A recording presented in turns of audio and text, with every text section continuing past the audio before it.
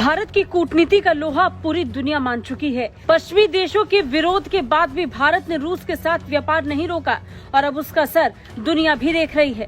भारतीय व्यापार और उद्योग मंत्रालय के आंकड़ों के आधार पर नवोस्ती ने बताया कि जनवरी अगस्त में रूस और भारत के बीच व्यापार बढ़कर 43.8 बिलियन डॉलर का हो गया है, जो पिछले पूरे साल के आंकड़े से अधिक है।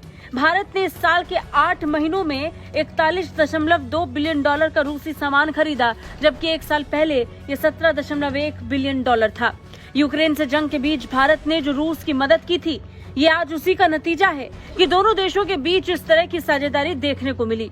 रूस बड़ी मात्रा में क्रूड ऑयल भारत भेजता है और अरबों डॉलर की कमाई करता है। भारत रूसी क्रूड ऑयल की सप्लाई के लिए कितना अहम है, इसका अंदाजा इस बात से लगाया जा सकता है कि देश अपनी जरूरत का 60% कच्चा तेल अकेले रशिया से ही आयात करता है।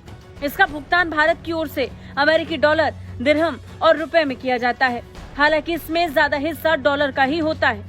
लेकिन एक बात जो गौर करने वाली है, पिछले कुछ समय से रूसी कारोबारी अपना ज्यादातर बिजनेस चाइनीज करेंसी में ही करने की तरजीह दे रहे हैं। यही कारण है कि वो भारत से भी युआन में ही पेमेंट करने के लिए दबाव बना रहे हैं। रूस में अमेरिकी डॉलर के मुकाबले चीनी युआन में कारोबार तेजी से बढ़ा है।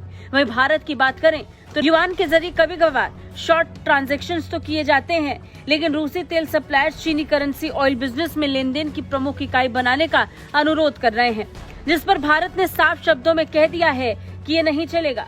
रिपोर्ट की माने तो रूस में कारोबारियों द्वारा चीनी करेंसी में हो रहे पेमेंट के चलते इस साल युआन रूस में सबसे ज्यादा कारोबार करने वाली करेंसी बन गई है। भारत की सबसे बड़ी रिफाइनरी इंडियन ऑयल कॉर्पोरेशन ने बीते दिनों रूसी क्रूड का पेमेंट चीनी करेंसी में किया था, लेकिन उसके बाद ही केंद्र सरकार ने चीनी करेंसी में किसी भी तरह के लेन देन पर रोक लगा दी थी।